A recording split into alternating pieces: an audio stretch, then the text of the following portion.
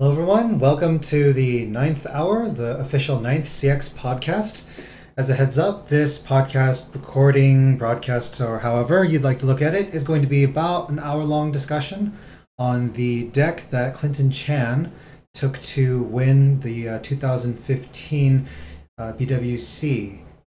And so, to feel safe best, we're going to break this down into segments. First thing we're going to do is we're just going to jump into some of the more fun questions, then we'll get into the deck analysis. Now, for those of you that don't know, I'm your host, Michael, owner and writer for Ninth CX, and we have Clinton Chan, the man himself, with us. Clinton, good to have you. Thank you. Thank you for having me. It's a pleasure. All right, so let's just get the fun ones out of the way. What was it like to go to Japan for the first time? Well, traveling international for me was super exhausting. I was pretty much at the airport in the air for 36 hours and actually only had my feet in Japan for 37 hours. Oh, wow. So Yeah, it's pretty crazy. So for the little time that you were there, were there any places or things that you particularly remember seeing or that you thought were very memorable? I thought the subway system is pretty insane. Like I thought the transit system we have in Chicago is pretty spread out and amazing, but Japan just takes, especially Tokyo, takes it to a whole new level. Like just like an anime, convenience stores are fantastic. They have 7-Eleven there, and I'm pretty sure if I could have just ate every meal there, I would have been very satisfied. And it was my primary place to withdraw yen. Ah, I see. So, speaking about, finding good food at 7-Elevens, what was the best thing that you ate, period, while you were there? It's like one of those like triangular shaped rice ball things, Oh, the and it was onigiri. yeah, and they're like nicely individually packaged. And the one that I had that was either smoked salmon or roasted salmon or some sort of salmon in it was absolutely delicious, and I was very saddened that there was only one. Oh, no. All right, so about the tournament. So what was it like to win Worlds? Did you get anything for winning? I'm sure everybody's dying to know. Well, winning Worlds felt pretty nice, but there really wasn't too much on the line since most of the prize was already this free yet short trip to Japan. Like I got a cool trophy, and then as usual for winning a Bushiroad event or topping at a Bushiroad event, your name on that really nice parchment paper. Oh, that's right. Really nice parchment. That's something. Oh, and Yeah. before we get to the decks, just so that our listeners can hear, who is your favorite ship girl? Oh yeah. Obviously, I really like Shimakaze to the best. All right. So, we're gonna now just take a nice dive into the deck that you used to win the tournament with. Now, we're just going to assume that everybody listening has or is looking at the breakdown on the main site. You use yellow green Kantai, and by the looks of it, it's pretty similar to the one that you used to win when we were playing at Intercontinentals. Now, one reader actually wanted to know why you stuck with the two color combination instead of branching into blue or even using blue yellow. Can you just provide some sort of insight as to why you chose to go with yellow green? Yeah, well, in Kantai, green is I would probably rate it as the best color overall since the majority of every good level zero is green, and Akagi Kaihu is probably the most consistent or effective finisher is green, and since the English side doesn't have a restriction list on it, there's no reason to not play the Hibiki Verney combo, especially when you have access to Akagi to it. And on the back to the case of why I'm not playing blue, like the blue is pretty good, especially coming out of second fleet. But since I always believe that Kantai's best strength as a series is pure consistency, like adding extra, I didn't feel like the reward from adding that blue justified the drop in consistency that I would probably experience. Since most of all the good cards is color, especially since most of your best cards for those three colors all condenses at the level one spot in well, no, the blue Akashi and Tegai, green and Bernai, and yellow and Shimakaze. There's gonna be many times where you can't play two of them. Oh, that's a good point. So that kind of already answered some of the other questions that we were going to have. So So everybody knows we're going to be doing a really extensive analysis on kind of a defense of each card, if you will. So we're going to be asking a range of questions such as why is this card here? What is the value of the card? What is the range of plays this card can make? Like, what can it do at its least and what can it do if you're living the dream with it? And by extension, when is this card at its best? When is it at its worst? And, does the best possible thing it can do heavily outweigh its worst case scenario? And if it can't, why is it in the deck? And finally, we're going to ask why they were put in at a certain number and if there are any alternatives. And regarding the CX spread, it was just 4-4, but we're just going to be asking why you used that number, what the use for it is. I mean, it should be straightforward if we know the cards. So for some people that already know the series, this will be very redundant. And for others, this is going to be a kind of a first look into, especially the creator's mind as to why he ran everything. So at level 0, we've got 16 cards. And starting off, we have Inazuma, the clumsy girl. Now, most people recognize this one as the one that just top checks and searches, but there are probably other good reasons for using this card, right, Clinton? Yeah, it's surprisingly it's gonna be one of your biggest level 0 characters. Like, this set and series for the most part doesn't have any really big characters, or at least not with any negative drawbacks that you want to play. Her drawback of revealing a non-character card, not allowing you to attack, is a pretty big drawback, but the knowledge that you gain from seeing the top card of your deck is pretty good. Like, the worst case scenario is she comes into play, you reveal Compass or Climax, and she can't attack, but you can still do a lot with that information. Obviously, best case scenario is you just reveal a fleet character, you could attack, you get good damage in, and against a lot of times, you could test your opponent's skill level with that card early by do they front attack it or do they side attack it? So when is this card, would you say, at its worst? Like, when is it worst positioned to be played in a given game?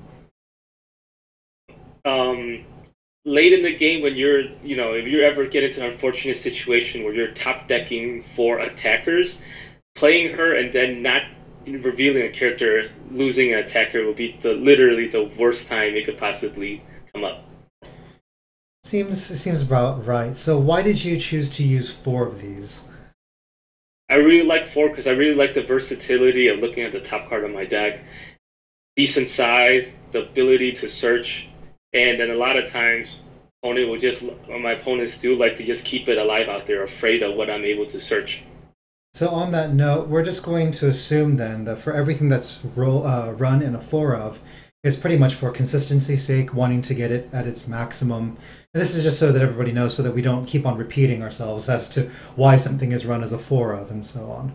Yeah. Moving down the list, we've got Hibiki. This is the heal tax, the dreaded one that gets out an early Viertenly from your waiting room. But and as you said before, it's kind of one of the best reasons to use, or it kind of makes the reason, the case for green in Kantai. So why do we have this card in the deck?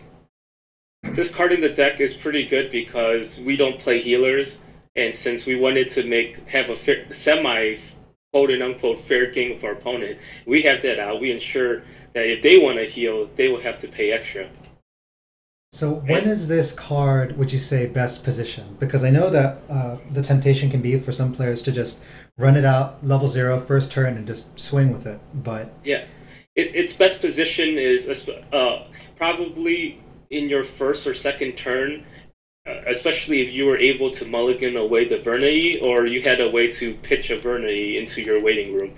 So when it's on the field, you could swing with it, grab your stop, grab your damage, and then your opponent has to struggle with a decision on, do I want to get rid of this thing, or just deal with and start dealing with the Vernei as soon as possible, or keep delaying it, and hopefully he doesn't let me try to figure out when I want to turn my Hibiki into a Vernei. Great. So what is the, I guess, best possible thing that this card could do for us in the early game, or even going into late? Like early game, it's almost the best is like if your opponent completely refuses to deal with it, you just got a free attacker for as long as you want it. Like if you want to push for damage, with a climax, you could side it, or you could just side it for no damage, keep them where they are, and just keep building stock and just keep building board. And when is this card at its worst then? It's worse when it's like your only level 0 plays and you have no Vernae in sight. Because your opponent at that point, if they know that they have to eat the healing tax anyway, they'll accept it with the trade-off that you're not going to get a big character on the board for basically free too. That's fair enough. All right, so let's move on quickly to get to the winter moment Akatsuki. This one is pretty sweet because it lets you discard a card when you play it, look it up to the top 4, and then select a character. Now, a lot of players, I'm sure, will know the value of it, but just so they hear from you, why do you like this card? Why do you run 4 of it, and so on? That card is one of the most disgusting effects, I believe, in Weiss Schwarz, and almost any set that has that card has that effect in it, I consider it a pretty decent set, and especially Kantai's is really great because it can't whiff on any characters. Yeah, it's pretty hard to whiff on it. For the record, it was Azusa that had it first. It was Idolmaster, I believe. Don't quote me on that, but it's now the reason that I mentioned it as a 4 of is not because I just accidentally repeated myself, but it's because there's kind of a stylistic choice that has been noticed between the 2 games, the Japanese side and the English side. This Akatsuki, for example, in the Japanese game, is frequently run as a 1 or 2 of, rarely seen as a 4 of, I have to say. And it was just, I guess, a kind of testament to the difference in style, also because we're dealing with no ban list on the English side, whereas the Japanese side of the game is still dealing with a choose 1 with some of these characters. So, moving on, we've got Hatsukaze, the dreaded anti-salvage card. And it kind of speaks for itself here, so we're just going to move beyond that because, global supports are always great. Having the ability to just randomly snipe somebody out from card advantage from salvaging in mid-battle is really good. Yeah, and it's also my one of 2 cards that give me any type of attack boost in the back row. Yeah, this is true. It's one of the rarer kinds. And because I believe it is on the pick 1, it's not really seen as much in the Japanese side, but in English, of course, it's kind of this free potential advantage that we get. So I'm noticing here that we also have, to round out the level 0, 1 Tokitsukaze, this repeatable brainstorm. Now, why did you run this card? Yeah, well, sometimes, Akatsuki chaining is not enough, and you do want, the first series of Kantai, the other brainstormer, Yukazuchi? Yeah, she's not exactly the most reliable one. But she works so hard. Yeah, she looks like she's trying really, really hard, and I appreciate that. But she's not repeatable, and sometimes you just have to pay out stock just to pay out those climaxes stuck in your stock, or she's just madly filter through your deck at a quicker rate. Yeah. So, I mean, we can get from that the card is at its best when we are kind of in a dire straits and we have a lot of stock. We need to run through the deck really quickly, and of course, it incidentally can filter through cards. Like if you have a bunch of high-level cards in hand and it's early on, and you need to say pay out that early triggered climax. Oh yeah, and mostly like she's good if you hit it, and also a lot of the reason why I play Katsuki because anybody who has experience playing a lot of gold bar climaxes before, they have a bad habit of super clumping in your hand, and we run that Katsuki at 4 and we play the Tokitsukaze at 1 to give us as much opportunity to get them out of our hand as possible. For the record, I believe Clinton was talking about the bar itself, not the players. Yeah. Yeah, sometimes those bars, they can be really, really mean to you. All right, so at level 1, we've got 15 cards. We've got the Vierni. We've kind of already spoken to that as to why it's good. Running 4 obviously gives you the most chance of mulliganing 1 to getting the really super nice start with Hibiki in the beginning. And we have Shimakaze, kind of the namesake behind the deck. And so we're not going to really talk about Shimakaze because I think the value is pretty much there. We already see that free cards is really good, especially when you're getting 2 cards from it. One in that you're getting a new card into your hand, and one that you've just removed a card from your opponent. But we did have one question as to why you're not running Shimakaze Kai, for example, because that one can give your normal Shimakaze, I guess, a power boost and make that a little bit more consistent. Why did you choose to run only the Amatsukaze Kai as opposed to running kind of a blend of Shimakaze and Shimakaze Kai? I tried playing one copy in my deck earlier, but I felt like I never had it out consistently as much as in situations where I would want it. I found it to be, a very situational card, and when you have the luxury of playing English Kantai, deck space is really tight. So eventually, you have to make those cuts. And she was one of the ones that was towards the end of the chopping block. Oh, I see. Okay. So we've got Amatsukaze Kai then. Now, this card, if I'm not mistaken, lets you pay one and then clock yourself to go look for a Shimakaze, the one that has the climax combo. So, why just one of these? Why do we have just one copy of it, and why did you run it in the deck? Because I've seen lists that don't run any at all. Yeah, I play as a pseudo 4 point whatever to fifth copy of Shimakaze to give you that extra search without having to lose hand size. And I've actually used it before to get myself to level 2, to actually play a level 2. And also, when you get the most ideal situation where you get that Shimakaze search with combo in hand, she does get bigger too when you use her effect, and she becomes a pretty sizable level 1 that to get over stuff that you normally can't get over. All right, so we've got, I guess, a bunch of one-ofs to round out the character lineup. So we have one copy of I-8.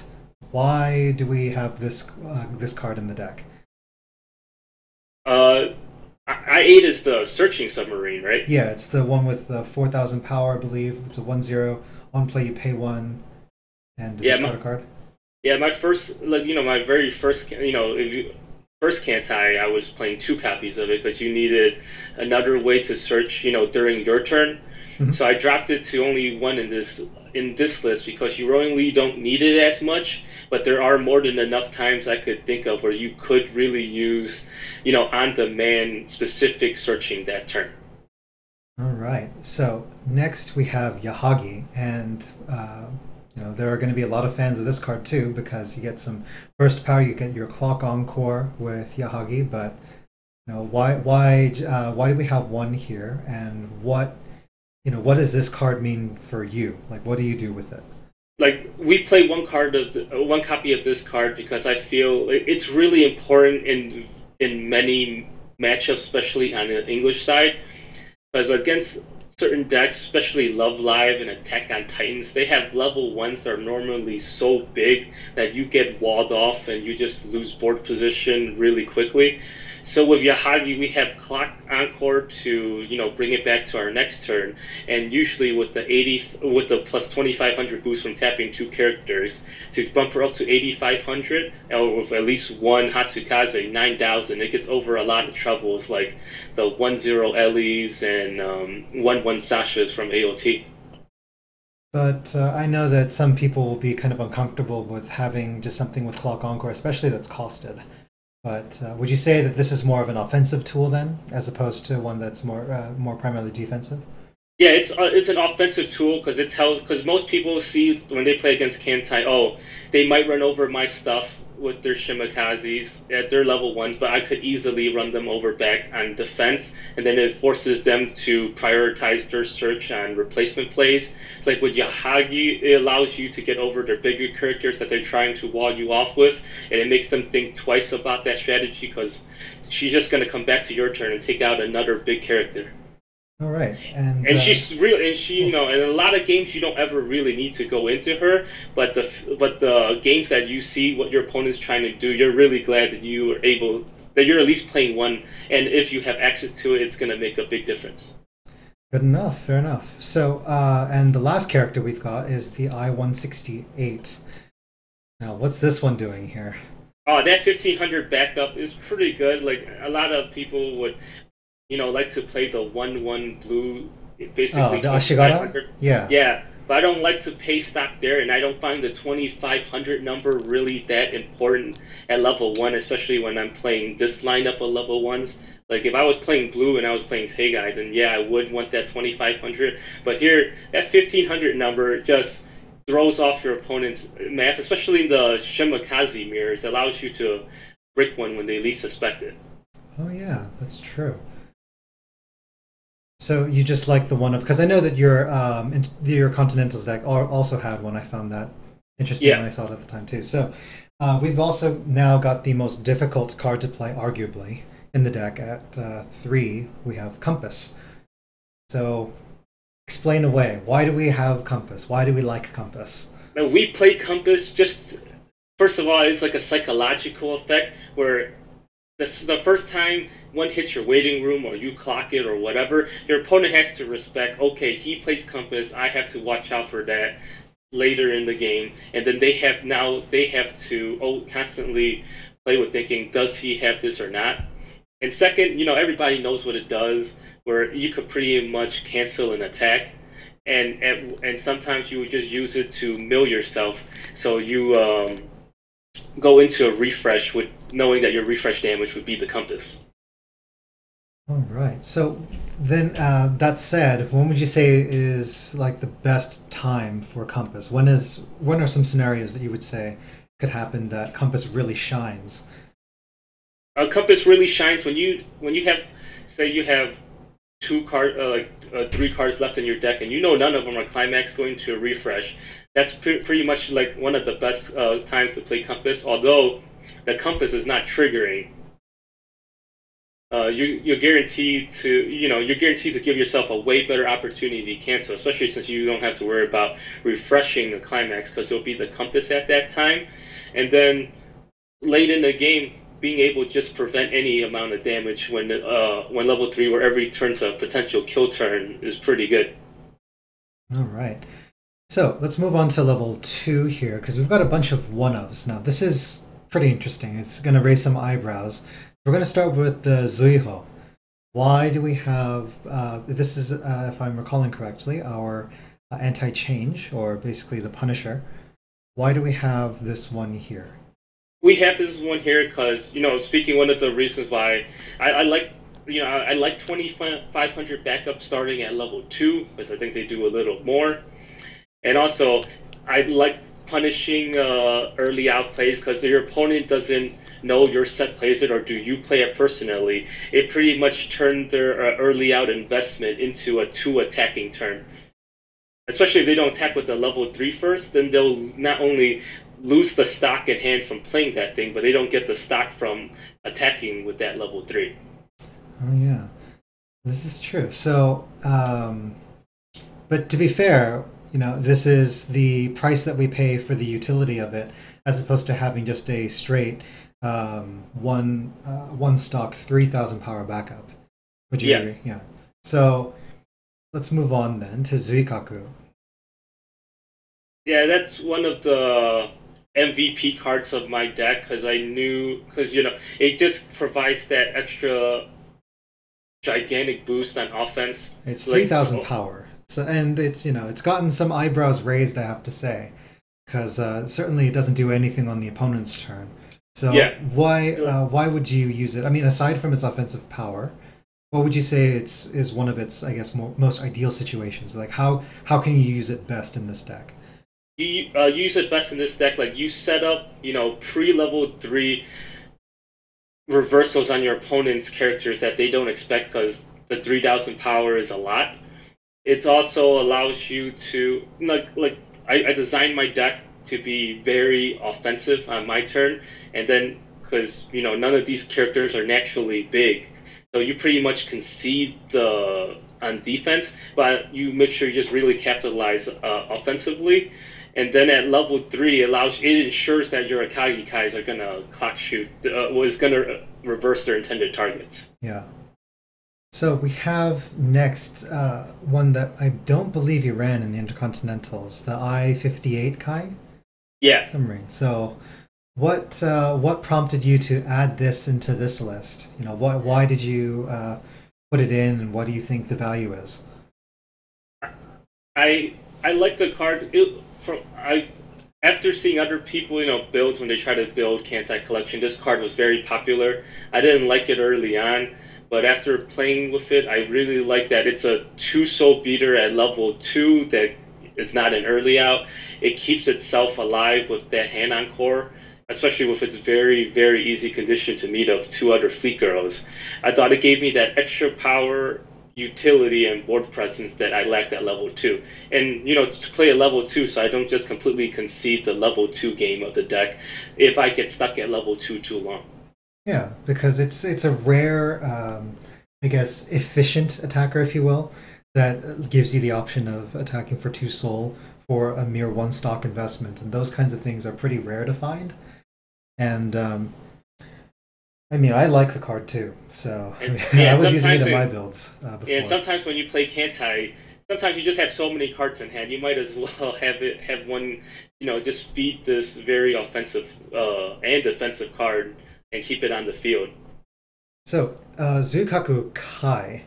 This is another backup that we haven't really seen before, but why did you put this one in?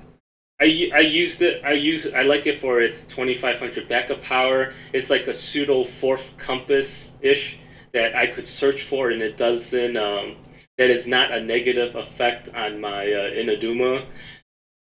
And also, it's really good. It's like when timed correctly, like the best case scenario, you get to brick an attack. You're closer to a cancel, and it's just pretty nice. All right, so at the very end, we've got Musashi, which everybody will recognize as Punish Burn, and Akangi Kai. Akangi is pretty much the flagship finisher alongside Musashi, because these two really know how to get the job done. Curious, though, why did you run 3 Musashi and not 4? Because I think the value of having these two finish the game is pretty clear, but why 3 Musashi and not 4? I used to play 4-4, play a 4-4 line, but after a while, with the playstyle I play, I really like Akagi Kai, and I felt that, like, later in the game, like when you first set up the Akagi Kais, since they eat up all your stock, you're never ever really able to, have enough stock to play more than 1 Musashi every turn. So that's one of the reasons I felt I could drop it down to 3. And also, I almost always want Akagi Kai first, and then if the game, the game doesn't drag on long enough, or I feel that I need that 4th copy of Musashi. I see. All right. So, now getting back into, I guess, the kind of more nitty-gritty for this, what does this deck really want to do per level, would you say? Because in previous analysis, right, what we would do is we'd say around level 0, here's what you want to do. Level 1, here's what you want to do. But what would you say is, I guess, the overall plan? And then we'll get into, I guess, more of the details within that. So level 0, what's the kind of ideal situation for the deck? Your ideal situation is, you try to just get as much utility out of it as possible. Set up your hand, set up some stock. You basically want to, spend that time to set up either your Hibikis going into your Burnies for later, or you set up the potential for Shimikaze and preferably multiple Shimikaze searches at your level 1. Okay, so to delve into that a little bit further, what would you say is the optimal first turn? Let's say that you were on the play with this deck. What kind of card did you want to open with? If I'm going first, I would hopefully have Mulligan Burnie or had a Katsuki to discard it, and then just play a Hibiki. And if I'm playing against Attack on Titan, I would want to have a Hatsukaze in the back so they just can't play Violent Ripple Levi to kill it for free. Ah, yeah, that's a good point. So, what about going second? If you're on the draw, what are the things that we want to see in the hands? Going second. Yeah, if I'm going second, I want to make sure I have at least 1 or 2 attackers. Probably don't want the 3 depending on, don't want to push them to 1 too fast. But preferably, I would like to have a Hibiki and at least an Inaduma, so I could potentially run over their characters and have 2 characters that my opponent would have to think twice on. Do they want to reverse it on their next turn? So a common trap that I think that some people might be falling into is just seeing an Akatsuki and just really excitedly slamming it on the table on the first or second turns within like level zero. Do you ever advocate playing Akatsuki super early? I mean, if you're flooded, that's one thing, but sometimes people will just do it with a hand of five characters. What's your opinion on that? Yeah, I made the mistake. Like when I first started building my deck with Kantai 2, I was playing Akatsuki like a race car where as soon as I get it, I would play it and I try, like just rush through my deck really fast. And then I realized, there's really no point in doing this unless because it's not as efficient. Like if you need, you want to play these Akatsukis early. If you really need, that second or third attacker, doing it is fine. But you want to make sure you're always doing it for a reason. So it's based on the, I guess, the amount of costed abilities that this deck has in the early turns, which is admittedly not much. What's about the comfortable amount of stock that a player using this deck might expect to see in their first couple of levels, like level 0, level 1? Like what would be an ideal target to hit for that, if there even is one?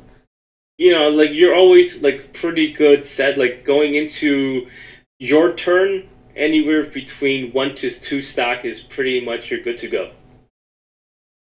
Is that just because you have the range of plays available, like able to brainstorm once or able to pay out the Amatsukaze and so on? Yeah. Okay, now with the Katskis to give you a pseudo free replacement filtering to get you to search to give you a better chance of searching for the cards you want, and then just popping and paying for the Inazumas or what have nots. Like you don't really need that much stock to set yourself into an ideal turn one, into an ideal level 1. So at level 0, what does kind of the nightmare response from a potential opponent look like? I'm just referring to this in the, I guess, the scope of the English game. As of this recording right now, we are going to be dealing with, I guess, just the last. There are no imminent releases that I can think of, but just for right now, in this at this point, what would you say is kind of the worst case scenario to happen to the deck in the first few turns? Oh yeah, the worst case scenario is like obviously you don't draw zeros. You're canceling a lot at 0, so you're further stuck at 0. And if you eat, and the zeros you have, like the good utility zeros, your opponent has ways to get around them. So like against AOT, if they have Violent Ripples Levi to pick off your unsupported Hibikis to get no effect, that's devastating. If they have like the stock bomb Aaron or the clock bomb Petri or Petra, whatever her yeah, name, yeah, yeah. yeah, on your Inazuma that hurts too. And then early against Love Live, they have the bomb Umi that could pay 1 stock to send a level 0 Oh, Center yes. Road character to waiting room. Kind of hurts too on your Hibikis. Okay, so let's move on to level 1 then. What's kind of the dream? I mean, we know that the dream is probably your opponent lines up 3 really small characters, you slam 3 Shimakaze, play the climax, and then just end the turn with like 7 cards in hand.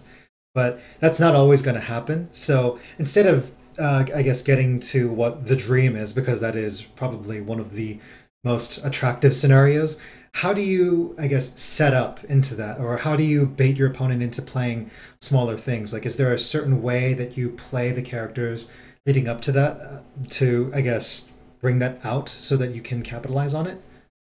Yeah, so a lot of in the more inexperienced Kantai players, like they're very over eager for the Shimakaze combo, where they'll try to force a combo on a character where it's close, where your opponent have a backup. It's gonna ruin all your plans. Like they try to force it too fast. While I don't usually have a problem of waiting a turn or two to try to fully develop this board to make it work. So that's why that's where the Vernei and the Yahagi comes in handy, where you use them to get over their ones, and you like side their zeros. So like you try to like trap and trick them into giving you a more favorable board to get your maximum plussing off of your Shimikazes. But let's say that, how does this change then if you got to level 1 first or if they got to level 1 first? Let's say that for some reason they're at level 1 first, like we just triggered a 2 soul for 4 damage, they took it all, magically got themselves to level 1. Now, how do we deal with being just in that, one in between turn? What can we do in between to, I guess, maximize when ideally we get to level 1 the following turn to try to Shimikaze them out? What would you say is, I guess, the kind of panic plan? It's a good panic plan. If I'm still stuck at 0 and if I'm still at 0 at following their level 1 turn, a lot of times your opponent's never going to have 3 1s in play. I guess if the super nightmare scenario is that they do, like I'm going to have to try to figure out how do I want to play this game? Do I want to try to proceed with a more soul rushing strategy or, sit back further? Mm-hmm. But most of the time, if they have a magical full board of 1s, I would consider, if my board was mostly, if I had a lot of access to my winter moment Akatsuki's and Inazumas, I'd probably side with the Inazumas and crash with the Akatsuki's in to get more, to make sure I get the most out of that turn as possible. Mm-hmm. Okay. Now, we know that there are a lot of cards and things at level 1 for this deck and not so much at level 2. So do you find that level 1 and level 2, the game plan kind of melds together, or I guess becomes this one solid mid-game plan where we're just trying to get as much advantage out of Shimikaze and the other attackers as possible? Or you're definitely 1 to 2 is pretty much the same phase, but the beginning and end of it are slightly different. So you're early on, you just want to get your Shimikazes to almost you gotta look through your deck to figure out, hey, how much longer am I going to be at these next 2 levels? Is it okay to start setting up the Kagi place now, or do I start searching for some of the 2s? Because, I feel like I'm going to be in that phase for a little longer, and I might as well make sure that I'm getting the most effectiveness out of that stage. So then really high level question for you with this, but when you were playing with this deck, did you ever find that if you were in that position to take a little bit of time to set up additional attacks in future, would you ever deliberately search out blank triggers to leave more potential damage in the deck, like extra damage in the deck, or was that never a consideration? That's a lot of time. That's a consideration too, because if I'm playing if I'm gonna semi, I would a lot of those non-trigger cards are the costless, more utility characters. So I have no problem with searching for those Akatsuki's and using whatever I can to attack to just push that damage through. Mm-hmm. Okay, so let's go to the climaxes then, because the end game is pretty, I would say it's pretty straightforward, right? You just play your Akangis, just set up for the gold bar, try to kick everything to clock, and if you really have to, play a Musashi to kind of guarantee the kill there. I mean, the Musashis are almost, because I rarely ever beat my opponent on the first turn the Kagis hit the board. Mm-hmm. And and when your opponent sees that many Kagis on the board on their turn, they're almost always just going to crash their characters to prevent getting further clock kicked. And that's when the next following turn you would want the Musashis be in there to be the closer and finish them out. Right, to play over them. Though you're admittedly only going to be able to play 1 over them because Akangi eats everything. So I guess the 3 of in Musashi is pretty vindicated then. So.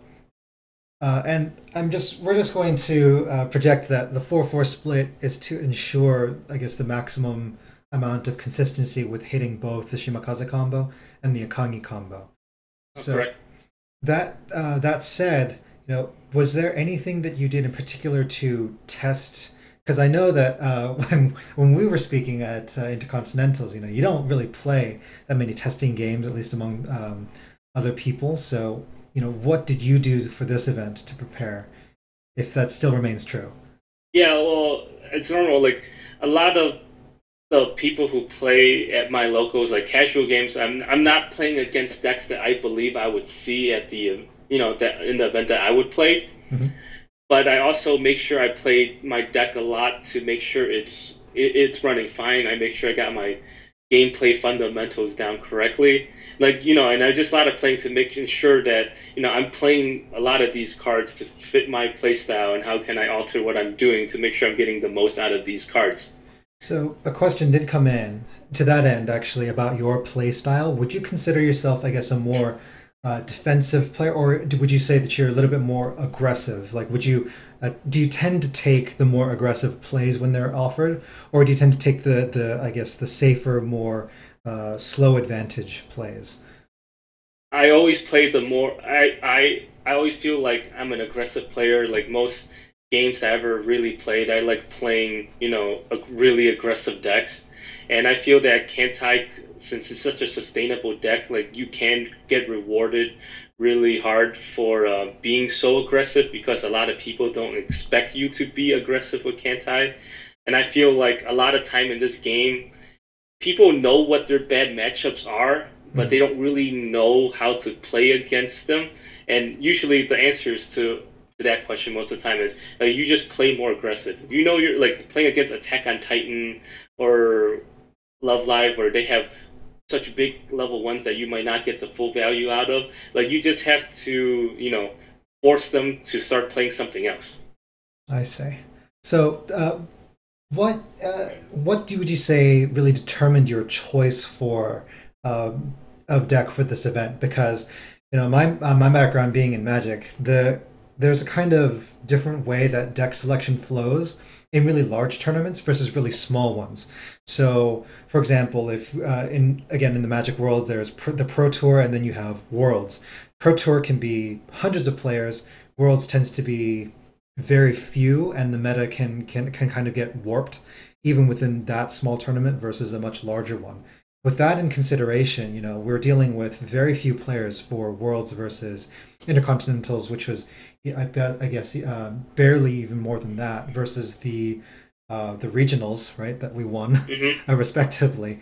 So, what would you say were your reasons for, I guess, more or less sticking to your guns with? Yeah, I felt like deck loyalty is important because I don't want to, go out of my comfort zone, throw off, any supernatural stuff that people believe in. I felt like this got me here. I gotta keep playing this. I feel like I know how to play this deck more than any of my other decks currently. I also felt like for this tournament, like for some reason, Kantai is a big powerhouse in JP, but it's pretty rare in English. I'm not sure is it because I don't believe cards are hard to obtain for it, but I don't think it. People like playing it, or they're just not uncomfortable playing it. Actually, so they rarely are. See other people playing it. They actually are. Our sponsor, Card Academy, has confided in us that Shimakaze is next to impossible to keep in stock. And, oh, really? Yeah. I don't shameless understand plug how here. these cards keep selling out, but nobody's playing them. You would think so, huh? We would think that there would be more. It's a big mystery, so and so I just go with the line of thinking, hey, I'm not sure why I'm like the only person, successful, being successful with this deck. So I'm just gonna have to assume the other players, don't have that much experience with Kantai, especially not the playstyle that I bring with it. And I believe that was an advantage again, going into that tournament.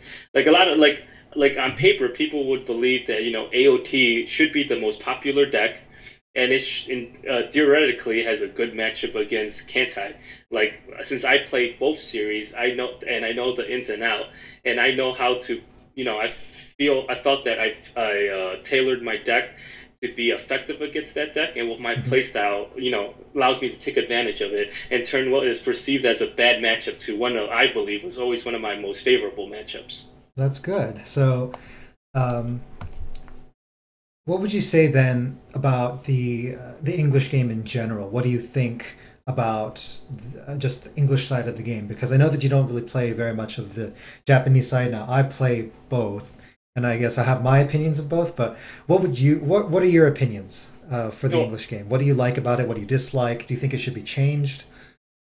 A lot of the few casual games I play are in locals at the in my area. You know, a lot of people do play Japanese decks, and I feel like the Japan, like I almost swear that the Japanese format, people are on the honor system, where okay, like you know, everybody plays like small level one, you know, Shimakaze S level ones for advantage, and nobody believes in big level ones or any way to stop it. It's like a gentleman's agreement. Okay, I'll let you get yours off, and you let me get mine off. And Unless then somebody, while you know, rude approaches with soundless voice and goes, "Ha ha, just yeah, kidding." while in English, you almost get walled off at one.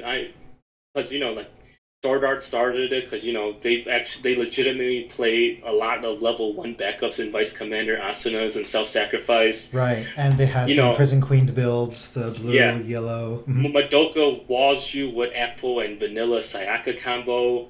AO, you know, Oh yeah, I Sasha. personally think, yeah, I personally think the core build of Titan is better. So 1-1 Sasha's and the 1-0 Mikasa that could, you know, be replaced when she's frontal attacked are really Oh dangerous. yeah, the surprise. Yeah, like and then Soundless Voice, which I think is my absolute worst matchup in the history of any card game I've ever played in my life. I absolutely dread seeing that deck, and I was so happy that it was so popular early in the year, and then it completely died out by midway. Yeah. So would you still consider that, I guess, a bad matchup for this deck, just in general? Yeah, Still. it's a well, with my you know pre Kantai one, I mean pre Kantai pre Second Fleet, I thought it was a horrendous matchup. With Kantai two, I felt like you know I could still get more value, and since I'm playing different cards like the I-58 Kai, I could at least side attack for one, keep characters on. You know, I have now more abilities to keep character on board to keep the damage on, and Mhm. then hopefully you know anti like very few decks have a better or equal or better level three game, and certainly you know Miku does not anywhere come as close. I could hopefully keep it close long enough, and then let the end game speak for itself. So, with that said, if you saw that Soundless Voice was going to, or if you, let's say that somebody gave you this premonition that Soundless Voice was going to be played widely at Worlds, would that have affected your deck choice or even what you would have used in the deck? Let's say that you kept it the same. What kind of things what might you have done with the deck? What I would have done, probably done with more with the deck, it would have been, I might, you know, that's when I would maybe consider going into the blue build or just play a lot more bigger resilient characters, like maybe like another Yahagi and another I-58 Kai for the level two. So there was another thing that I've noticed just from my experience of running the series. I noticed that there's no Ushiokai at level 0. That's I believe that's the clock reverser, the one, the little, Oh yeah, yeah, the 0 0. Why didn't you run that card? I was originally playing that card, and then I realized with my deck, I never want to reverse any of my opponent's level zeros because they're just free characters to run over with Shimakaze. Was that it? You didn't want to, let's say, disable other level zeros. Yeah, and I felt like other sets, you know, because stuff against the mirror, other sets don't have a lot of level zeros where, you know, I want to get off the board immediately that turn. All right, that's fair. So, would you say that there are any other, I guess, other tweaks that one could make? Let's say that Attack on Titan is going to be really popular.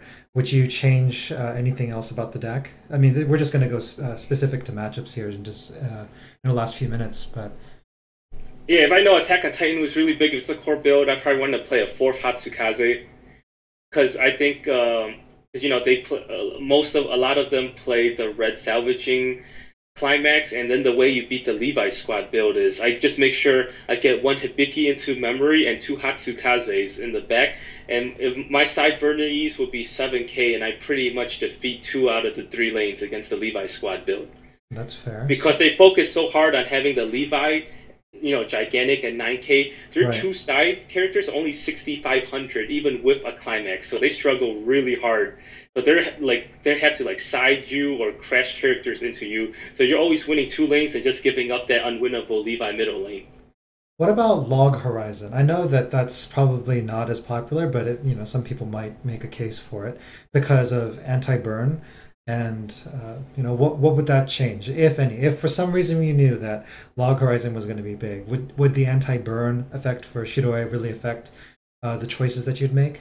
Because Oh there's really no, the not many. anti-burn Shiro is, you know, wouldn't affect like Because I know, well, it's good because the Hatsukaze will shut down all those Akatsuki, the Akatsuki climax because it's a salvaging climax. Hmm. The Shiro, the burning, it hurts, but that's one of the reasons why we don't max our Musashis. Like, we'll just, we rely on our Akagi Kais, and, with certain positioning, with the Akagi Kais and the Zukaku tap effect, we could get around that big, stupid bodyguard in the middle, Oh too. yeah, the Natsugu. So, if you knowing that you liked, the really consistent, I guess the CX spread of 4/4. Something that I've tried before is just running a Miser's one of plus two soul.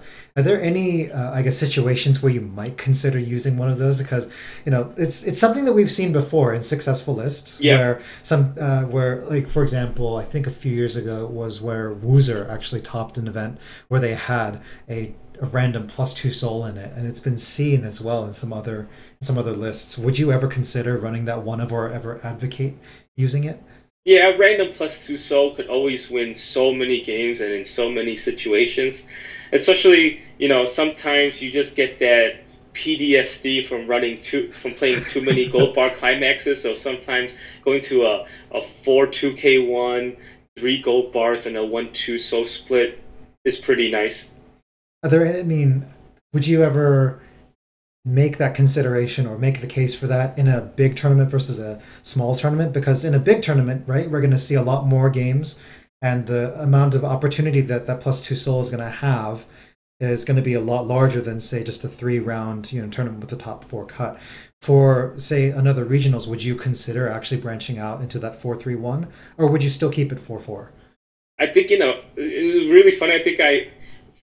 I can't really justify why. I think in a bigger tournament, I would go with the 4-4. If I'm in like a tournament where I know I only have to play 4 or 5 rounds, I think I would play the plus two soul because like no that one because it's least likely my opponent's gonna expect it, Mhm. and I think I get it's more bang for the buck for the game that I'm winning because they'll probably count more because it's just a smaller event. Right, and we're already running two soul triggers anyway, so it's not like Yeah. it's going to throw off the math a whole lot more. I mean, it's going to add another two soul trigger, but you're already expecting some attacks to just go wild at random, like a direct attack is for two. Oh, plus two, I guess it's four, right? So, Yeah. all It right. basically enough like if you have it, it gives you more fancy turns of side attacking that you don't have before. Right, just like we said in that triggers article that we worked a bit on together, where it gives you the range of plays. Even sometimes you're able to side around level threes. And I mean, if you so happen to say reveal it from an Inazuma, you could say, okay, side for one Hmm. with into the Hey, and level yeah, two. and if I could side with Musashi, I so would, given the opportunity. But sadly, that card can't. Yeah. So, looks like we're about ready to wrap this up. Clinton, is there anything else that you'd like to add or say about the deck, or any other sentiment that you'd like to put out there for our listeners? Oh yeah, like one of the things mentioned, like I really like the Zukaku because going in, I know I'm gonna have to play against at least one, the Colossal Titan combo. So she hit the board all 3 games, and I made sure in all those games she literally guaranteed it negates the female Titan backup if they even had it. So it always allowed game 2 I had two Akagis on the side, Musashi in the middle, and then that Musashi is just super big and get over the head.